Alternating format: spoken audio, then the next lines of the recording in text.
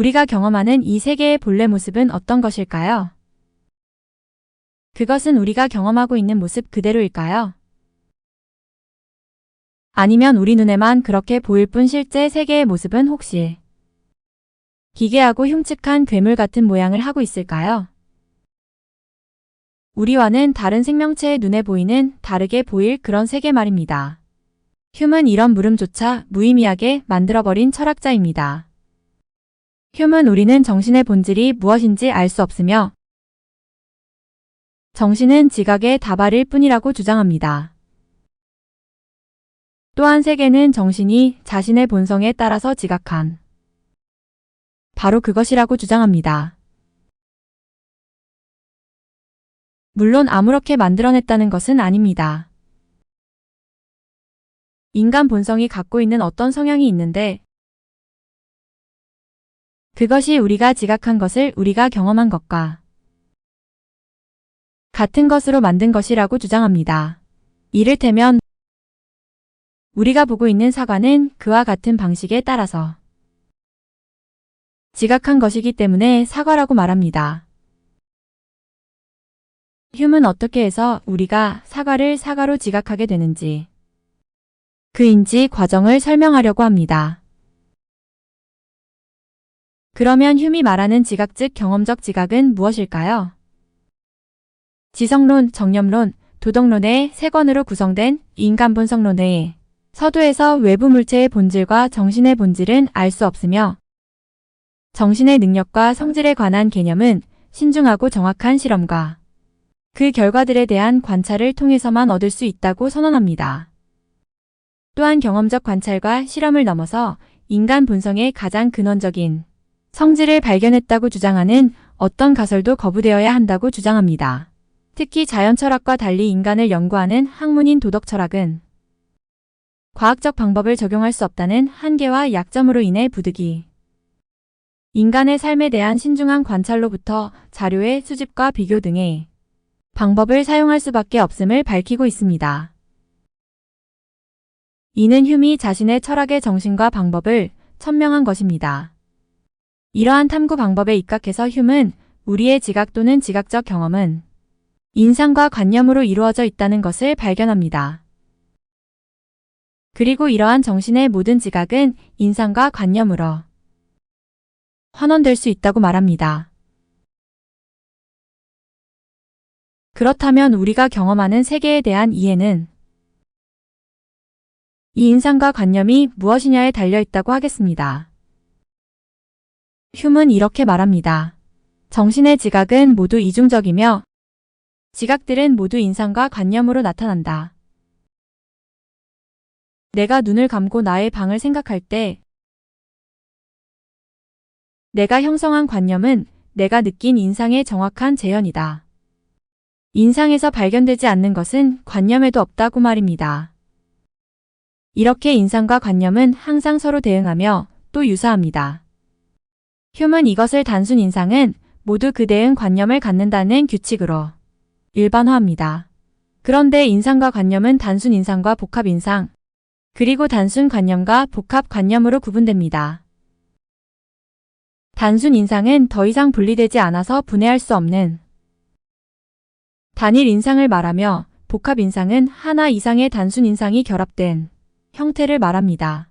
관념도 이와 동일한 방식으로 설명됩니다. 가령 사과라는 복합 지각 즉 복합 인상이면서 복합 관념이기도 한 사과라는 물체는 색, 맛, 향기와 같은 서로 구별될 수 있는 인상들 또는 관념들이 함께 합일되어 있습니다. 단순 인상에는 언제나 단순 관념이 예외 없이 서로의 정확한 모사로서 대응하며 복합 인상과 복합 관념 사이에도 이러한 규칙이 대체로 적용됩니다. 여기서 대체로라는 말은 관련 현상에 대한 모든 것을 관찰하고 실험할 수 없는 경험적 탐구와 귀납적 추론 방법의 한계를 표현한 것입니다. 이러한 고찰을 통해서 휴은 다음과 같은 명제를 확정합니다. 즉, 처음 현상하는 단순 관념들은 단순 인상들로부터 유래하는데 이 단순 인상들은 단순 관념들에 대응하며 단순 관념들은 단순 인상들을 정확하게 재현한다.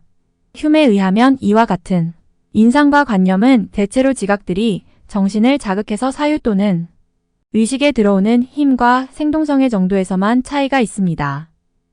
관념의 원인인 인상이 생생한 지각이라면 관념은 인상의 희미한 심상 또는 인상의 반영이라 할 수 있습니다. 인상은 또 단순 인상과 반성 인상으로 구분될 수 있는데 단순 인상은 최고의 힘과 생동성을 가지고 정신에 들어오는 지각, 즉 사과의 빨강 성질과 같이 영혼에 최초로 나타나는 지각으로서 감각 인상이며 반면에 정념이나 욕구, 그리고 감정 등은 반성 인상입니다. 전체적으로 휴먼 인상을 분할 가능성의 면에서는 단순 인상과 복합 인상으로, 생동성의 면에서는 감각 인상과 반성 인상으로, 발생 순서의 면에서는 근원적 인상과 2차 인상으로 구분합니다. 특히 휴먼 감각 인상은 알려지지 않은 원인들로부터 최초로 영혼 안에 발생하는 것이라고 말합니다. 그리고 반성 인상은 단순 관념에서 기인하는데 처음의 인상 즉 감각 인상은 감관을 자극하고 이로부터 우리는 뜨거움, 차가움, 갈증, 배고픔, 어떤 종류의 기쁨, 고통 또는 다른 것을 지각하도록 합니다. 그러면 정신은 이 인상을 모사하는데 이러한 인상의 모사는 인상이 소멸된 뒤에도 남아있으며 이것이 바로 관념입니다. 그리고 이렇게 영혼에 들어온 기쁨 또는 고통의 관념들은 이에 대한 반성을 통해서 욕구와 혐오, 희망과 공포 등의 새로운 인상, 즉 반성 인상을 산출합니다. 이 반성 인상들은 다시 상상력과 기억을 통해 모사되어 복합 관념이 됩니다. 우리의 지각은 인간 본성의 어떤 경향성에 따라서 이렇게 번갈아 가면서 다른 인상과 관념을 불러일으킬 것입니다. 여기서 어떤 경향성은 다음 편에서 다시 살펴보겠지만 관념연합의 원리 및 인상과 관념의 이중관계의 원리를 가리킵니다. 이 모든 과정에서 가장 앞서는 최초의 것은 감각 인상입니다. 그리고 휴먼은 여기서 이러한 감각을 검토하는 것은 도덕 철학자보다는 해부학자나 자연철학자의 일이라 하여 반성 인상을 설명하는데 주력하고 있습니다. 그러면서 정념, 욕구, 감정 등과 같은 반성 인상은 주로 관념에서 발생하기 때문에 순서상 인간 정신의 본성과 원리를 설명하기 위해서 관념에 대해서 먼저 고찰하게 됩니다. 그런데 인상과 관념, 정신과 지각의 관계와 관련해서 주목할 것은 휴미 최초의 인상과 관련해서 알려지지 않은 원인들로부터 최초로 영혼에 발생한 것을 감각 인상이라고 말한 대목입니다. 여기서 알려지지 않은 원인들이라는 표현은 휴미 세계의 실제에 대해서 어떤 생각을 갖고 있는지 엿볼 수 있게 해줍니다. 우리가 이 세계를 이해하고 또 알 수 있는 매개가 되는 것은 휴메에 의하면 경험 또는 지각 가능한 감각뿐입니다. 그런데 그와 같은 감각적 지각의 원인을 알 수 없다면 그것은 이미 우리가 이 세계의 실제에 대해서는 알 수 없다는 것을 당연시하고 있는 것으로 보입니다. 더욱이 감각적 지각의 주체라고 할 수 있는 정신이 어떤 존재인지 알 수 있는 유일한 방법도 인상과 관념 즉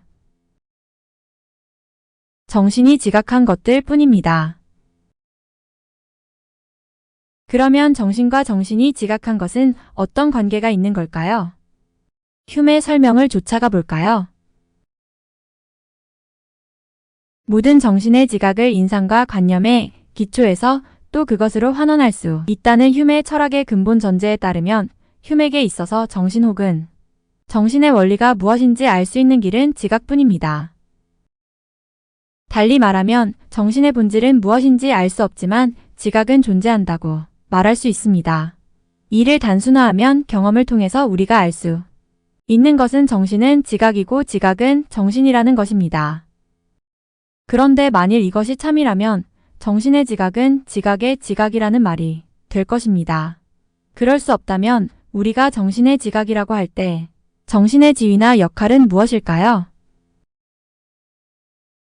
또 정신은 어떤 존재일까요? 순서상으로는 지각들이 정신을 자극한 것을 정신이 의식한 지각적 경험, 그것이 바로 지각일 것입니다. 하지만 감각 인상이 우리의 감관을 자극해서 생긴 것 자체는 지각이며 지각이 생기기 전에는 아무것도 없었다고, 즉 정신도 존재하지 않았다고 해야 합니다. 만일 있다면 앞서 존재하는 것은 신체와 감각기관이라고 해야 할 것입니다. 흉이 말하려고 한 것도 이것이었다고 생각됩니다. 이쯤에서 흉은 뭐라고 말하는지 직접 들어봐야 할 것 같습니다. 흉은 이렇게 말합니다. 우리는 어떤 인상이 정신에 현존했을 때 그 인상이 다시 관념으로 정신에 현상하는 것을 경험적으로 발견한다. 그 말입니다. 이에 의하면 여기서 정신에 현상하는 것은 무엇인가가 현상하려면 현상할 수 있는 곳이나 장소가 있어야 하며 그것이 바로 정신일 것입니다. 마치 영화를 상영하려면 스크린이 필요한 것과 같은 이치입니다.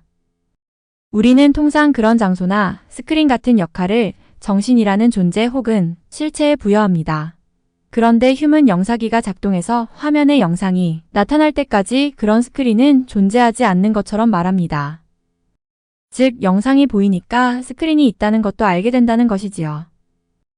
게다가 대상이 실제를 알려주는 매개는 감각 인상인데 그 기원과 근원은 알 수 없으므로 이 인상은 일종의 인식의 한계 개념이라고 볼 수 있습니다. 하지만 이 인상은 알 수 없는 무엇이 우리의 감관을 자극함으로써 생기는 것이므로, 그리고 또한 지각은 정신에 앞서 미리 존재한다고 할 수 없기 때문에 정신이 능동적으로 지각한 것일 수도 없습니다. 그러므로 남아있는 것은 물리적 존재인 감각기관 또는 신체밖에 없을 것입니다. 그렇다면 흉은 정신의 기원을 신체에 둔 것이라 할 수 있습니다. 흉이 정신과 지각의 관계를 영상과 스크린의 관계처럼 이해하고 있는 게 맞다면 흉에게 정신과 신체는 통일되어 있다거나 정신은 신체의 생리학적 현상 혹은 신체의 운동 법칙에 따라서 생겨난 신체적 지각의 수반된 현상에 불과한 것입니다. 이제 우리가 흉을 따라서 실제의 문제와 관련해서 확실히 말할 수 있는 것은 일련의 지각 경험을 통해서 경험적 사실로서의 세계가 존재한다는 것입니다. 하지만 우리가 경험 또는 지각한 그것이 실제 세계의 모습인지는 알 수 없습니다. 흉에게는 인상의 원인이 대상인 것은 분명하지만 그 대상이 무엇인지는 알 수 없기 때문입니다. 즉 인상과 대상 사이에는 비대칭성이 존재하며 게다가 우리는 그 비대칭성조차도 정확히 어떤 것인지 알 수 없습니다. 또 다른 의문도 있습니다. 지각의 관점에서 보면 인상의 원인으로서 대상은 단속적이고 소멸적이며 지각 역시 기억이나 상상력에 의존할 뿐 이내 우리의 의식에서 사라져버립니다. 때문에 우리는 우리가 지각한 대상의 동일성을 확인할 방도가 없습니다. 지각 내용도 관념으로 저장해 두었다가 기억과 상상력의 도움으로 전후 관념의 동일성을 판단합니다. 사정이 이렇다면 우리가 이 세계에 대해서 갖고 있는 지식이 실제로 그 세계에 대한 지식인지 확인할 수 있는 방법이 없습니다. 흉은 이렇게 말하고 있습니다. 내 의견이지만 감관에서 유래하는 인상들의 궁극적 원인은 인간의 이성으로는 온전히 해명될 수 없으며 그 인상이 대상으로부터 직접적으로 유래하는지 또는 정신의 창조력에 의해 산출되는지 또는 우리의 조물주로부터 유래하는지를 확실하게 결정하는 것은 영원히 불가능할 것이다. 라고 말입니다. 이것은 인간의 운명 혹은 철학하는 인간이 피할 수 없는 이성의 운명일 수 있습니다.